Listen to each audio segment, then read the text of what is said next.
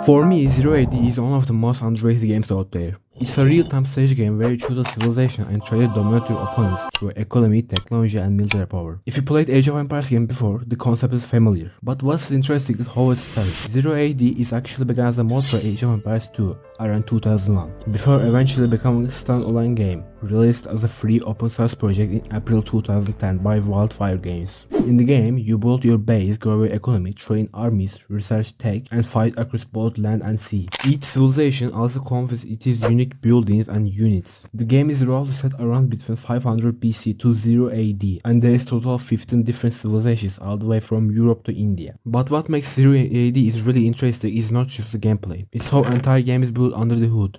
0 AD works with Pyrogenesis game engine. Pyrogenesis main feature is built in C++, but also using JavaScript for scripting. Let's talk about how Pyrogenesis Engine works. I will keep this part simple. First, there is entities. An entity can be any object in the game. For example, a soldier. Each entity has components. Components are an important part of the engine. You can think them as a small system that handles specific tasks. For example, a soldier entity might have a pathfinding component. Its only job to find the shortest available path from one point to other. Lastly, there is actors. Actors handle visual side of things. They decide which model to use or which animation to play. That kind of stuff. That's basically how the engine works. The game's AI called Petra. It's written in JavaScript and uses a rule-based system.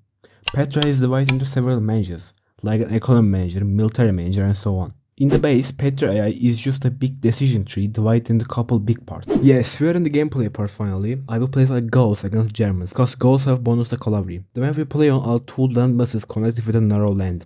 We start with some soldiers, villages, and the cavalry. Let's start exploring the map with cavalry. I will produce some villages meanwhile collecting food, stone, etc. There is 4 metals in game you can use: food, wood, stone, and metal. There are treasures, you can find them around the map. As the name suggests, you earn one of the materials if you pick them up.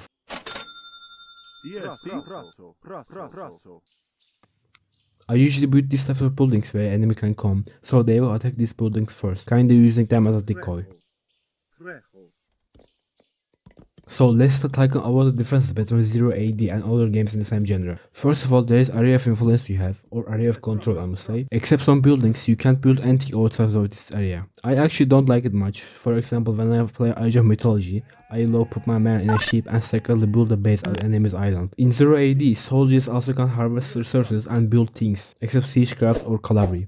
I really like it actually, because otherwise they just stay idle. As I talk about soldiers, they also have ranks. The soldiers with higher ranks are better, as you may guess. Each soldier starts as level 1, except heroes. You can train them by putting them in very pro system like barracks. I will put some towers so we can see if enemies start coming. Let's make a visit to our enemy with cavalry. Oh, let me take this one. Alright, let's go. He already started building stables. He might attack us soon, I don't know. These towers are useful, especially in early game. Let's produce some more cavalry. We need one more type of building for advanced through tomb phase.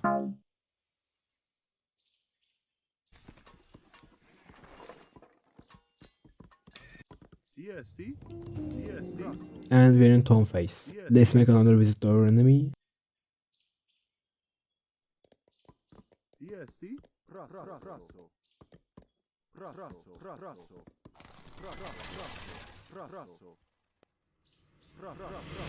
I will put another tower further away so we can see if the enemies are coming.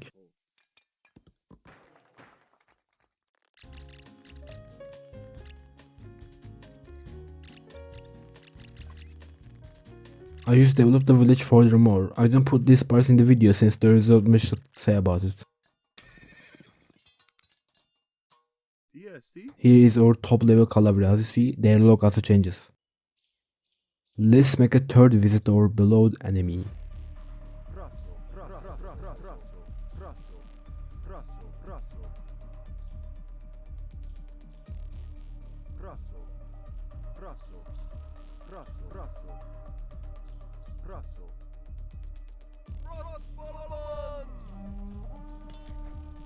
Dumbass will just follow me.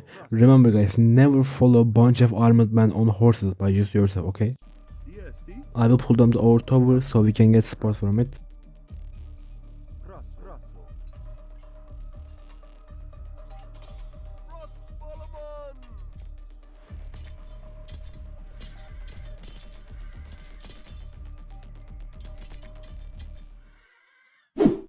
And we built a temple, guys. I really like sound of a temple. Just listen it.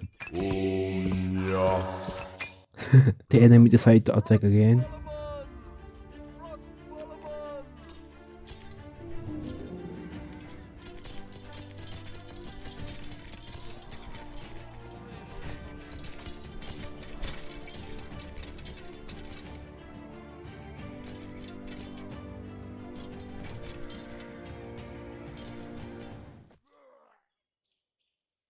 As you see, I built this tower outside of my area of control, so instead of destroying it, the enemy take control of the tower.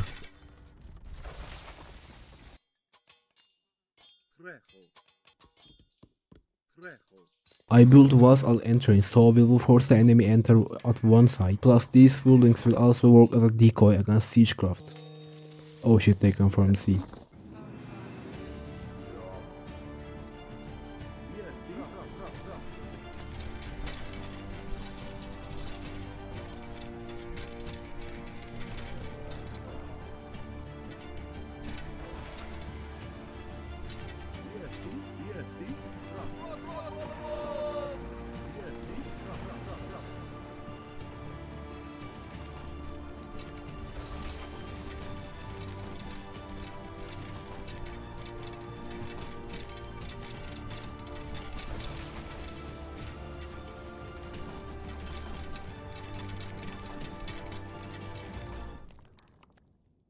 I probably should at least put some ships at sea.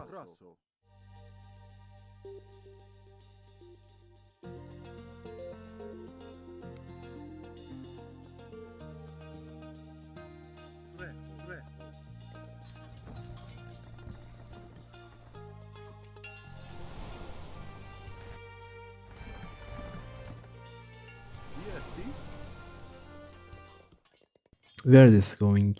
Are they a bait or something?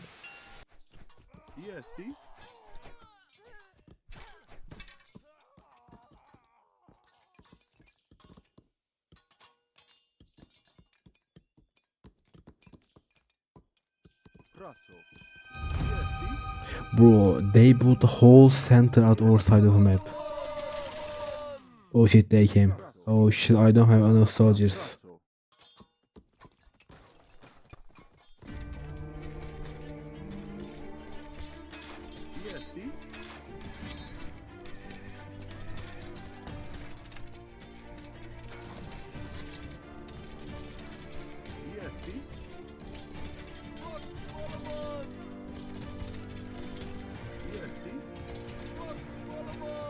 Okay, maybe the fortress and other things can take their attention for a while.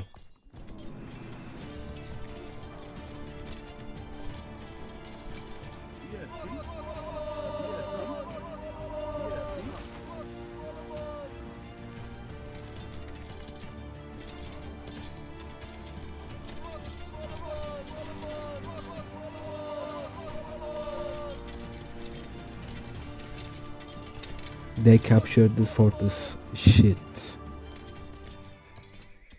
Unfortunately, as our villagers hide in the buildings, we are out of the resources that we need for soldiers. I wish I showed you guys some sick victory gameplay, but at least I showed the game, which was the main objective of this video. And again, thank you for watching. Please comment on the video that what you think about the video or what do you want to see on this channel. I will be happy if you like and subscribe. Hoşça kalın.